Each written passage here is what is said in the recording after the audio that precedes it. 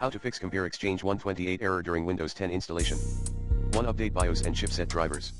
2. Downgrade to the 32.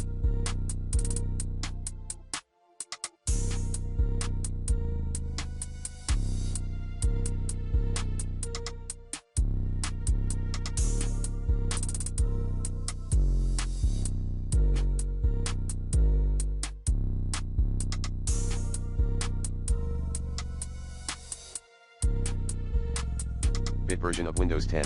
3. Fully check existing hardware.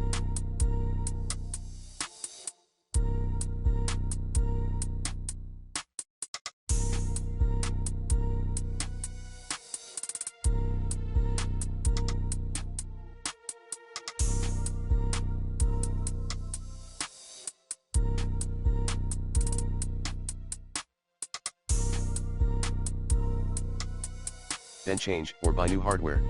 Note: review the official Windows 10 system requirements.